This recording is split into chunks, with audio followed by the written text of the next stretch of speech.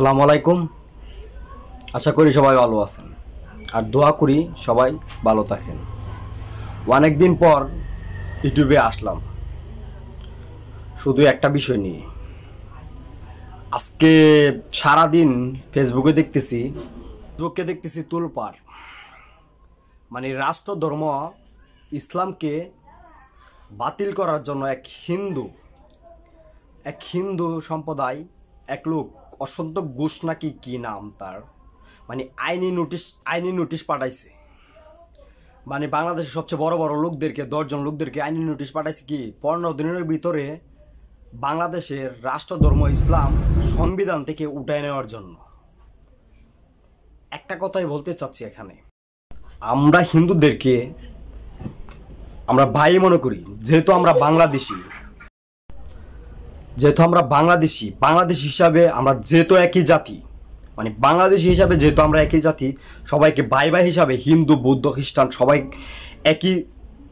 একটা দেশের মধ্যে যেহেতু থাকি, আর এই দেশের জন্য যেহেতু হিন্দু বৌদ্ধ মুসলমান সবাই রক্ত দিয়েছে, মুসলমান হয়তো বেশি দিছে, হিন্দুরা কেউ কম দিছে, কিন্তু আমরা তো ইসলামিক বোর্ডের মধ্যে বড় বড় চেয়ারের মধ্যে হিন্দুরা বসে রয়েছে। এখানে আমরা আপত্তি করি না, এখানে আমরা করি না, আমরা মনে করি তারা আমাদের ভাই।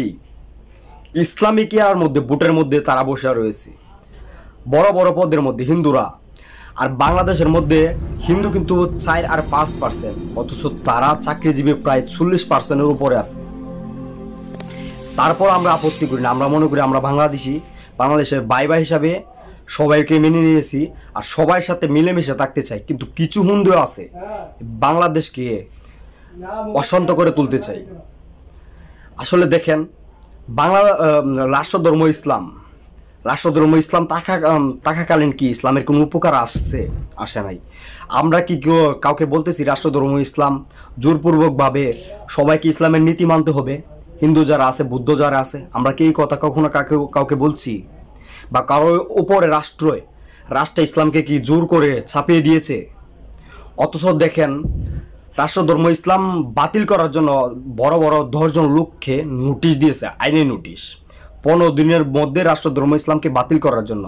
এটা বিষয়টা অনেকে ছোট মনে করতে পারেন। দেখেন, তারা কিন্তু ছোট ছোট বিষয় নিয়ে, আর কিছু হিন্দুরা বলবো তারা বাংলাদেশকে অশান্ত করার চেষ্টা করতেছে। আর আমি বলবো তারা ভারতের দালাল এবং ভারতের এজেন্ট। ইসকন যেমন বাংলাদেশকে অশান্ত করার জন্য বিভিন্ন বিষয় নিয়ে তারা লেগে পড়ে রয়েছে, তারা তেমনভাবে মুসলমানদেরকে উস্কানি দেয়, মুসলমানদের মানে গুরুত্বপূর্ণ জিনিসের মধ্যে তারা আঘাত করে। আসলে কি আমরা অত্যাচার করি হিন্দুদের উপর? আমাদের আশেপাশেও তো হিন্দুরা আছে, আমরা তাদেরকে ভাই ভাই হিসাবে মেনে নিয়ে চলাফেরা করি। কিন্তু দেখেন, তারা কিছু হিন্দু আছে, সব হিন্দু না, তারা চাচ্ছে কি বাংলাদেশটাকে মানে একটা অশান্ত রাষ্ট্র হিসাবে বাংলাদেশটাকে মানে একটা গন্ডগোল লাগাই দিয়ে তারা বাংলাদেশ থেকে চলে যাবে। তাদের রাষ্ট্র তো দ্বিতীয় রাষ্ট্র ভারত আছে। দ্বিতীয় রাষ্ট্র ভারত কি জন্য বলে দেখেন,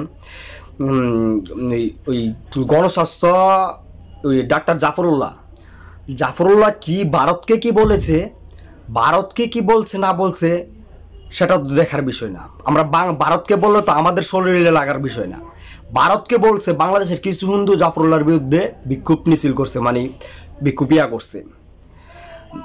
কিন্তু দেখেন, আসলে কি তারা কি বাংলাদেশ হিসাবে পরিচয় দিতে চাচ্ছে, নাকি ভারতে বলতে চাচ্ছে, নাকি তারা বলতে চাচ্ছে ভারত বাংলাদেশ একই রাজ্যে পরিণত করতে চাচ্ছে? তাদের উদ্দেশ্যটা কি? বাংলাদেশ সরকারকে বলবো, দেখেন, আমরা যে দলই করি না কেন, তারা ইসলামের উপর আঘাত এনে একটা রাষ্ট্রধর্ম ইসলাম, আমরা তো জোর জুলুম কারো উপরে করতেছি না, কোনো ধর্মের উপরে করতেছি না, আমরা তো কারো উপর ইসলামকে চাপিয়েও দিচ্ছি না। ভারতে কি হচ্ছে না হচ্ছে সারা বিশ্ব জানে। কিন্তু কিছু হিন্দুদের জন্য যদি বাংলাদেশ অশান্ত হয়, হিন্দুরা কিছুদিন পর আমরা রাসূল সাল্লাল্লাহু আলাইহি ওয়াসাল্লামকে নিয়ে কটূক্তি করে, নাস্তিকরা কটূক্তি করে। ব্যাপারটা কি? আপনারা কি চাচ্ছেন বাংলাদেশের মধ্যে? বাংলা সরকারকে বলবো, দেখেন, ওনার বিরুদ্ধে আপনারা ব্যবস্থা নেন। তারা 2% হিন্দু হয়ে যদি বাংলাদেশের মধ্যে এত বড় বড় কাজ করতে পারে, এত বড় বড় প্রশাসনের মধ্যে যেতে পারে, এত কিছু করতে পারে, তাহলে আমরা 98% বা 95% মুসলিম এই দেশে থেকে লাভ কি? আমাদের মুসলমানদের কি কোনো মূল্য নাই? তারা যা কিছু করতেছে, কিছু লোকগুলা মুসলমানদের বিরুদ্ধে এবং রাষ্ট্রের বিরুদ্ধে, তারা রাষ্ট্রীয় সংবিধানের বিরুদ্ধে সবকিছু করতেছে। তারা রাষ্ট্রীয় সংবিধানকে চ্যালেঞ্জ করতেছে। কিছুদিন আগে তো পিয়া শাখা বাংলাদেশের বিরুদ্ধে বাইরে গিয়ে কটূক্তি করলো। এখনো যদি রাষ্ট্র সজাগ না হয়, কখন হবে? কখন হবে? আমার প্রশ্ন এটা। আর আমাদের মুসলমানদের মধ্যেও অনেক ভাই আছে এই জিনিসগুলো বিশ্বাস করতে চায় না, আর নিজেদেরকে আমলে নিতে চায় না। কবে নিবেন? যখন নিজের গাড়ির উপর আয়সা পড়বে তখন নিবেন? নাকি আপনারা নিজেরাই মুসলিম হিসাবে গর্ববোধ করেন না? যদি গর্ববোধ নাই করেন, তাহলে অনেকে তো তাদের সাথে তাল মিলিয়ে কথা বলতেছে। আপনারাও বলেন, আমাদের কোনো দুঃখ নাই। একদিন আপনার উপরও পড়বে, তখন বুঝবেন। আল্লাহ হাফেজ। বেশি কথা বললাম না, বেশি কথা বলবো না। ভালো থাকবেন, ভালো রাখবেন।